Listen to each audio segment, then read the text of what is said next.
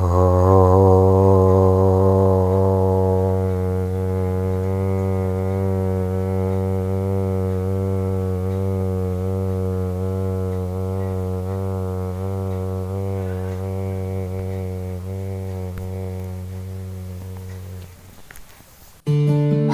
guys, semoga sehat selalu ya, supaya tetap bisa menjalankan aktivitas keseharian kalian. Nah, kali ini aku ingin cerita nih soal tak kuasanya diriku tuh menolak gejolak nafsu.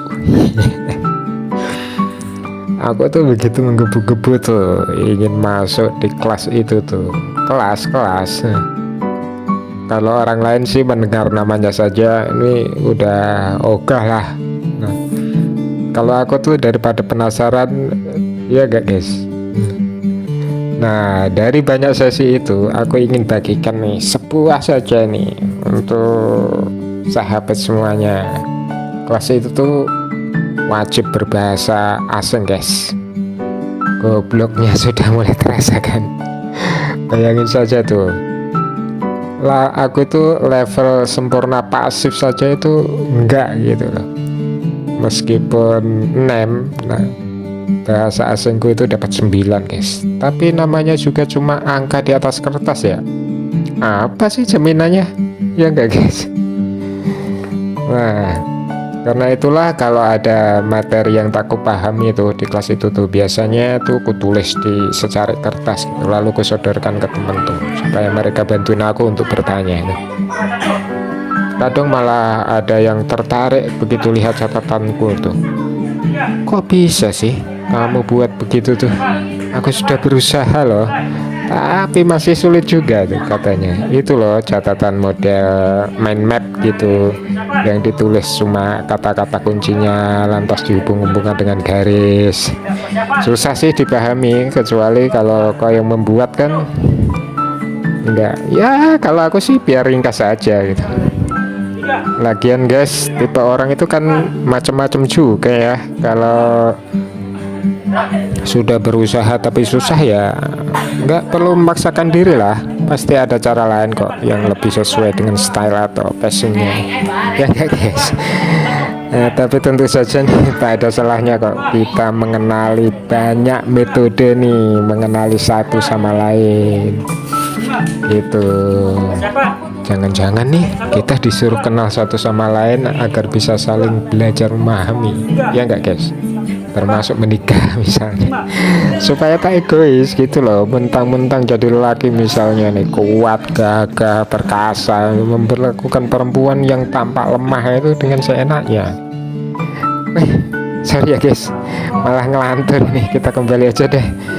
Nah, saat itu tuh mungkin ya tak ada temenku yang bisa membantu. Terpaksa aku tuh angkat tangan sendiri. Mulai aku nerocos tuh dengan bahasa asing itu tuh. Mungkin aku sudah merasa bisa kali ya, kan masa sih sudah berbulan-bulan dengan bahasa asing seperti itu kok nggak bisa gitu. Akhirnya aku nerocos lah. Apa yang terjadi guys? Bapak yang berdiri di depan kelas itu serasa itu makin melotot ya. Dia telengkan tuh kepalanya macam itu tuh. Kalau kita mau nyari jangkrik itu memastikan lubang yang mana nih asal suara jangkrik itu tuh.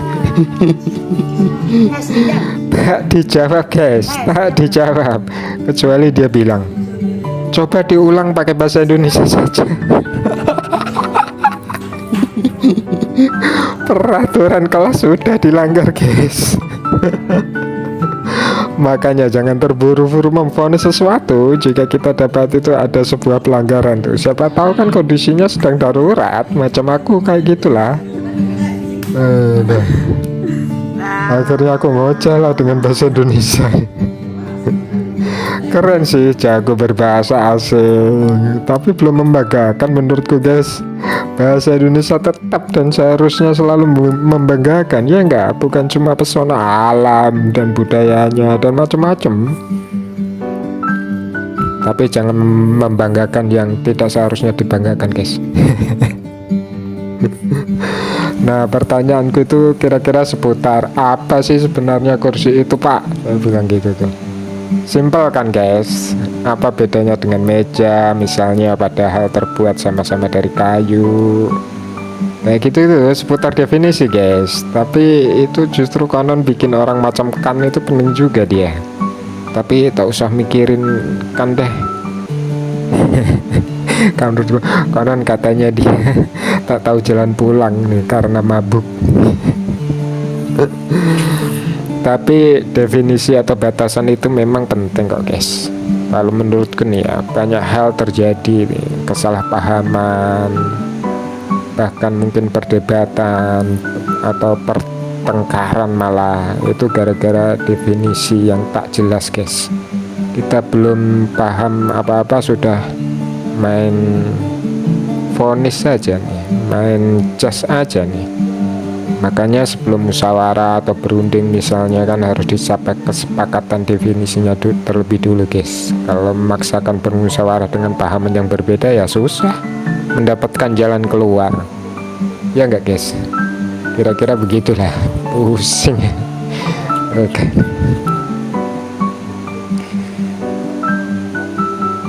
Nah, rupanya pertanyaanku itu memang bikin kelas jadi pusing guys. Akhirnya bapak itu tuh bilang tuh, bisa kita bahas lain waktu kalau mau katanya. Ini baru sebatas pengantarnya saja. Sementara mendapat jawaban seperti itu, aku hanya bisa membayangkan guys, Anda sosok di depan kelas itu tuh cewek anggun macam Fatimah Cordova gitu loh misalnya nih.